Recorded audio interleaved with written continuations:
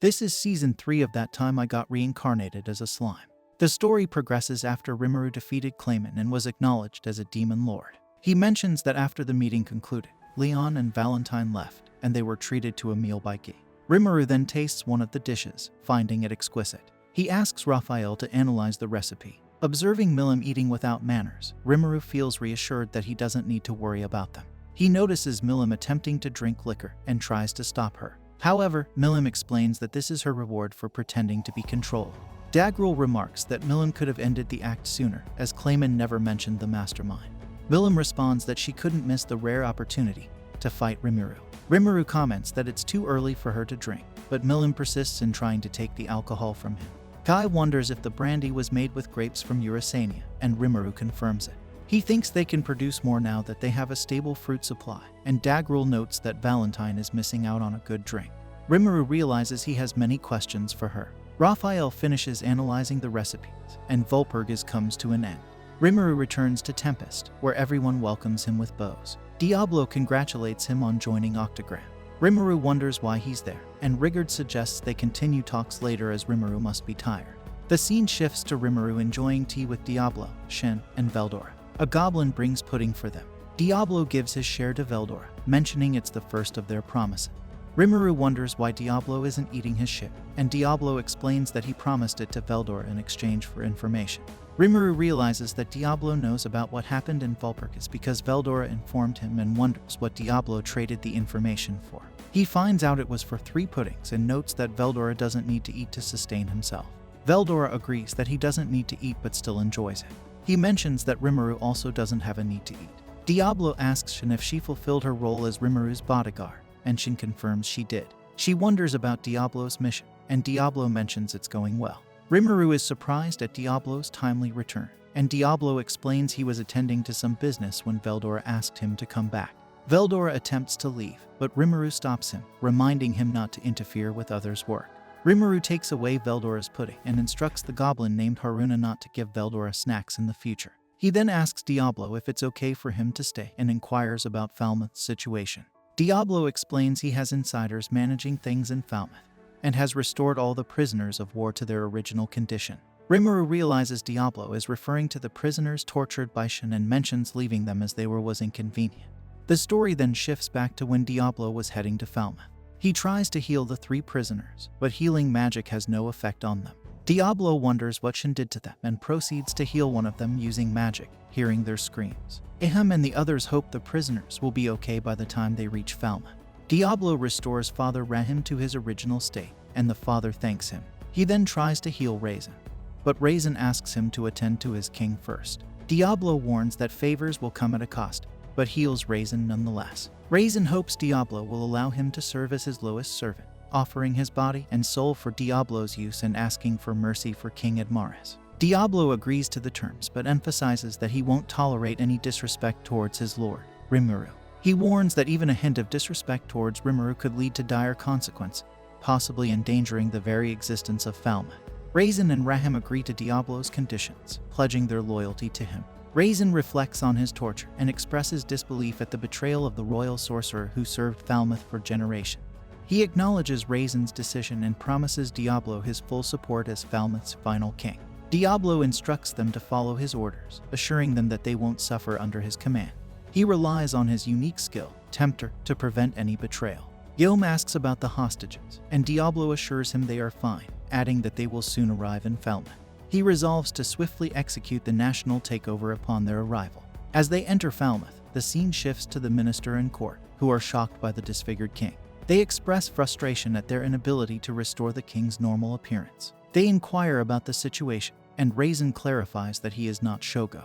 He introduces himself and explains that he worked with the champions and returned with the king. The ministers are uncertain if this means that Falmouth's forces were defeated, and they have numerous questions. One of them calls for everyone to calm down and listen to what Raisin has to say first. Raisin explains that their battle awakened the slumbering dragon in the Jura forest, causing everyone to vanish at the time of its rebirth. The ministers are puzzled as the Western Holy Church had declared the dragon dead. Raisin clarifies that while the dragon was indeed slain, true dragons cannot be permanently killed, they are reborn elsewhere. It was unexpected that the dragon's rebirth occurred so nearby, and swiftly. The knights and soldiers fighting on the land disappeared after Veldora's resurrection, leaving only them behind. The ministers find this difficult to believe as it, and the champions enter the throne room. One of the ministers questions why commoners like them are entering the throne room. Raisin asks Minister Carlos to calm down, explaining that this group saved them. The ministers struggle to comprehend the situation. Reinheim elaborates that it was a fierce battle where both sides clashed, with their outnumbering the monster. But the monsters had the geographical advantage, resulting in significant casualties. The chaos of the battle led to Veldora's resurrection, and facing the dragon, all they could do was offer their final prayers. Raisin explains that Rimuru, the master of monsters, stood up against the dragon and persuaded it to calm down. The ministers find this difficult to believe, but Raisin points out that Rimuru had the support of the dragons and collaborated with them to negotiate with Veldora. The ministers are astounded that Rimuru also has the dryads on his side, realizing that provoking him was a serious mistake if he possesses the ability to negotiate with the dragon. Yom assures them that they needn't worry because he aided Rimuru in defeating the Orc Lord, and Rimuru is actually a benevolent individual who wishes to coexist peacefully with humans. Carlos suggests that Young should act as their representative and convey their demands to Rimuru, deciding to inform him of their demands at a later time. Young argues that this won't work because Rimuru, despite being open-hearted, is currently furious due to their declaration of war against his nation and the loss of his comrades. Carlos angrily questions if Yom is on Rimuru's side, and Diablo, angered by his disrespect toward his master, intervenes. This startles Raisin, who urges Carlos to remain calm. But Carlos disregards his advice and asserts that a commoner like Yom has no right to speak on matters concerning the kingdom. Diablo becomes even more furious, and Raisin uses a spell to immobilize Carlos, instructing him not to speak until he comprehends the situation. He then confirms to the ministers that Yom is speaking the truth, stating that they have lost the war. King Admaris was affected by the storm dragon's magic, and they witness his condition firsthand. Having been held captive and released thanks to Yom's word as a champion, the ministers contemplate yielding to a nation of monsters, recognizing their disadvantage with the storm dragon on their side. One of them suggests accepting the offer. Diablo approves of this decision, promising to release their king as agreed. The soldiers become wary of him standing so close to the king and question his identity. Diablo introduces himself as Rimuru's butler and uses a potion to heal King Admaris. He then delivers a message from Rimuru, outlining the terms of peace talks scheduled for a week later. Rimuru offers 3 options. The king abdicates and pays reparations, they become a vassal state, or they continue the war. The ministers express concern about the short time frame for a decision, but Diablo dismisses their objections, emphasizing that Rimuru's concerns outweigh theirs. Diablo warns them not to resort to any tricks and gives them a week to respond, stating that failure to reply will be interpreted as a desire to continue the war. With that, he exits the throne room. The story returns to the present, with Diablo explaining how he applied pressure on everyone, leaving Rimuru astonished that Diablo revealed such a strategy. Diablo explains that instilling fear was the most effective approach, and Rimuru is curious about the terms proposed for the peace treaty. Diablo reveals that he requested 10,000 stellas in reparations, equivalent to 1 trillion yen. Rimuru finds this demand excessive, but Diablo assures him not to be concerned. He clarifies that Falmouth has only one viable option: abdication and payment of reparations, possibly with negotiations to reduce the amount. Diablo indicates that they will likely comply with lowering the price and shift the burden of payment onto a third party. Rimuru wonders about their next steps, and Diablo reassures him, saying he has everything planned. He assures that they'll be able to reclaim at least 1,000 stellas. Rimuru inquires about the plan afterward, and Diablo explains that once they choose the abdication option, King Admaris will take the fall for the crisis. Rimuru realizes that he's the third party Diablo mentioned earlier. Diablo predicts that without the royal guard, the king won't be able to oppose the nobles and will have to fulfill their demands, albeit superficially. Rimuru understands that without military support, the king's faction will lose to the nobles' faction, suggesting that absorbing Ihim's faction is the best strategy to maintain cooperation. In this scenario, Admaris would ally with Ihim and others. Rimuru suggests lending some forces to Yom, and Diablo anticipates that Raisin will contact him soon. Rimuru questions if this strategy will ensure victory, and Diablo assures him that the next king won't be able to form alliances with neighboring nations. He explains that Fuse and Gazelle are already leveraging their influence to pressure Falmouth's neighbors, but he's prepared to handle any opposition personally. Diablo urges Rimuru not to worry and agrees to leave everything to him. We then see that the demon lord Kazarin, Yuki, and the clowns are sad upon learning about Clayman's death. Kazarim confirms the news, stating that she can no longer sense him. Tyr becomes emotional upon hearing this, while Yuki blames himself for underestimating the demon lords. Laplace acknowledges his own responsibility in the matter, admitting that he proposed the idea without foreseeing such consequences. Tyr expresses relief that Laplace returned unharmed, considering Demon Lord Valentine's strength comparable to their president's. She wonders about the circumstances of Valentine's defeat. Laplace attributes his victory to strategic timing, noting that they fought during the new moon, weakening the vampires. He modestly credits luck and contrasts himself with Clayman, whom he considers foolish. Footman reprimands Laplace for disrespecting Clayman, but Laplace continues to jest, prompting Footman to punch him. A confrontation ensues, halted by Kazarim's intervention. Yuki urges Laplace to drop the antagonistic act, while Footman comprehends Laplace's intentions and escalates the situation. The group convenes for a meeting, during which Yuki highlights the losses incurred, including the base, forces, treasure, and jewels given to Clayman. Tyr expresses confusion, believing the base should remain secure. Kazarim reveals that the base granted to Clayman was swiftly overtaken overnight by a small group of Magins sent by the slimes. They deduce that the slime used a diversion on the battlefield to seize the main base. Yuki emphasizes the need to reassess their strategy, advocating patience for their world-conquering aspirations. Kazarim agrees, cautioning against impulsive actions exacerbating their situation. Footman concurs with their assessment, but Yuki expresses frustration at being passive targets. He suggests retaliating against the slime for Clayman's demise, albeit in a limited capacity. Laplace recognizes Yuki's inclination for scheming, as Yuki proposes needling the slime. The scene shifts to the Holy Empire of Loblius, where Hinata describes a society founded on absolute equality under the demon lord Luminous Valentine, their god. Reflecting on her past encounter, Hinata acknowledges her defeat only to Luminous Valentine, contrasting it with her perceptions of Shizu's approach as too lenient. She resolves to rely solely on her own strength, finding a place where she can grow stronger. Hinata reveals that the Western Holy Church became her sanctuary, where she swiftly rose to become a paladin in her first year and eventually ascended to lead the Crusaders in her second year. With each step up the hierarchy, she uncovered deeper truths. She learned that the revered Holy Emperor Loblius was actually Louis, a vampire, and the twin brother of Demon Lord Roy Valentine. Armed with this knowledge, she confronted the brothers in a bid to liberate humanity from vampire dominion. Despite emerging victorious, she sustained severe injuries in the fierce battle. Contemplating her sacrifice, Hinata was visited by Luminous Valentine, who miraculously healed the vampires and spared Hinata's life. Luminous posed a profound question about justice, highlighting its inherent complexity and the limits of imposing one's will on others. Hinata was given a week to pass a rigorous trial, after which she would face Luminous Valentine in a decisive confrontation. Following Hinata's successful completion of the trial, she confronted Luminous and emerged victorious, pledging her allegiance to her. Hinata then reveals that Luminous and her kin do not sustain themselves by tearing people apart for their flesh. Rather, they require only a small amount of blood for sustenance. Higher-ranking vampires can even endure without blood indefinitely. Hinata explains that the quality of human blood improves with the happiness of the human race, and Luminous strictly prohibits excessive blood extraction.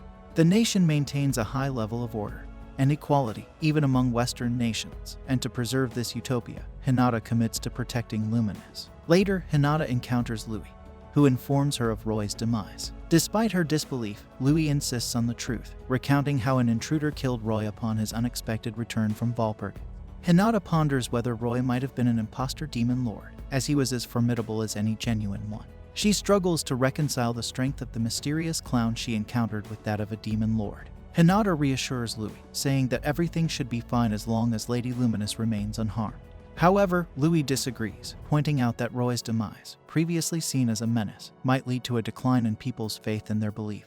He also mentions that Veldora has been resurrected, but the stability of the Jura forest remains intact for now. Hinata attributes the forest's stability to her decision to let Rimuru escape, but Louis adds that the forces of the Falmouth Kingdom have also been wiped out. Reflecting on her actions, Hinata regrets not eliminating Rimuru when she had the chance, despite trapping him in her holy field. Louis questions if her leniency was due to Rimuru's claim of being from her world, but Hinata denies this, stating that Rimuru's objectives are at odds with Lady Luminous's goals. Hinata explains that she disregarded Rimuru's words and attempted to destroy his town to prevent any further interference. Louis suggests that Hinata's failure may have unintended benefits, as it could prompt Western nations to unite against the growing threat in the Jura forest. With Roy's demise, the monsters become a convenient common enemy for humanity to rally against in the upcoming Tema War. Hinata expresses doubts about whether things will go smoothly, suggesting that it would be ideal if the Jura forest remained stable and if monsters and humans could coexist peacefully. She brings up the Eastern merchant who provided her with information, mentioning their planned meeting from the previous night. However, she realized the merchant's ulterior motives, leading her to reconsider sparing Rimuru. Louis proposes using Tempest as a defense against the East until they are prepared, assuming Rimuru survived the Valpurgis Council. He anticipates Lady Luminous's return, noting that informing her of Roy's death will be distressing. Despite being siblings, he remarks on his lack of emotional attachment to Roy's passing, contrasting it with Lady Luminous's expected grief. Upon Lady Luminous's return, she dismisses Roy's actions as foolishness. Louis inquires about the events at Valpurgis, prompting her to reveal what occurred. Luminous provides them with all the details, expressing frustration that Veldora always obstructs her plan. She believes she could have revived Roy had he been nearby, prompting Hinata to apologize for her failure to capture the intruder. However, Luminous assures her that she merely followed orders and takes full responsibility for the situation. Louis attributes the blame to his brother's inability to meet Luminous's expectations, but she insists now is not the time for remorse. With the evil dragon's revival and the emergence of the demon lord Rimuru, they must strategize to confront both threats. Hinata offers to defeat Veldora on Luminous's behalf, but Luminous warns her of Veldora's immense power. She explains that Veldora is a natural force beyond conventional weapons or magic, capable of causing devastating shockwaves with his mere presence. Louis recalls how Night Rose Castle was reduced to rubble in the wake of Veldora's power. Hinata resolves to confront the dragon when necessary, but Luminous urges her to exercise restraint to avoid losing her. Hinata acknowledges this, reflecting on the mistake of labeling Rimuru as a monster and ignoring his words. She considers whether this was manipulated by the Eastern merchant, and ponders if they have their own informant. Seeking guidance, Hinata asks Luminous what to do about Rimuru. Luminous advises leaving him alone for the time being. However, Hinata expresses concern that the monster's expansion into cities and highways might attract the attention of the angels, potentially accelerating their invasion. Luminous warns against making enemies of Rimuru and Veldora, as it could make them the primary targets of the angels. Hinata suggests that their town's existence challenges the belief that monsters are humanity's common enemy in Luminism. Louis proposes enlisting Rimuru as an ally, perhaps as a sinister figure to serve their interests, as an evil demon lord. Luminous asserts that Rimuru's intentions of building a peaceful nation and protecting humans make it unlikely for him to become their enemy. She acknowledges that Louis's idea could have been viable if Rimuru hadn't already established contact with humans. However, their current course of action is to wait and observe. She suggests informing their followers of Veldora's return and capitalizing on Rimuru's openness to political exchange to manipulate the Western nation. Luminous seeks Hinata's approval for this plan, although Hinata expresses concern about Rimuru holding a grudge for her previous attempt on his life. Luminous reassures her, believing that Rimuru is rational enough not to antagonize them.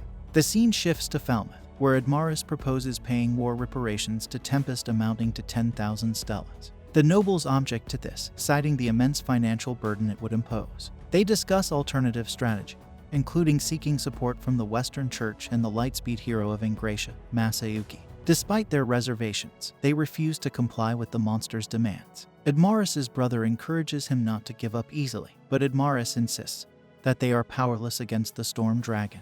He resigns himself to paying reparations and relinquishing the throne. A noble interrupts, revealing crucial documents from Blumund stating their allegiance with Tempest and criticizing Falmouth's failed campaign. While some dismiss Blumund's influence due to its size, they worry about Dworgen, a formidable armed nation, aligning with Tempest. Suddenly, a soldier arrives with news that Rimuru has declared himself a demon lord. The nobles speculate on the reactions of other demon lords, hoping they might eliminate Veldora along with Rimuru. Another soldier reports Rimuru's victory over Demon Lord Clayman, and the affiliations of Carrion and Frey with Demon Lord Millen. The 8 current demon lords have formed a group called the Octagram. The king then informs the nobles that both Veldora and Rimuru pose threats. He emphasizes their inability to contend with these monsters and announces his decision to abdicate in favor of his brother Edward, rather than nominating his son Edgar as the king. Admaris explains that Edgar is still too young to navigate the challenges ahead. The nobles agree, and Edgar silently welcomes the prospect of becoming the next king. Subsequently, Falmouth signs an armistice with the Jura Tempest Federation, ostensibly recognizing Tempest as a nation, though this agreement is merely superficial. This brings an end to our episode. If you enjoyed it, then don't forget to like, share, and subscribe for more of this anime.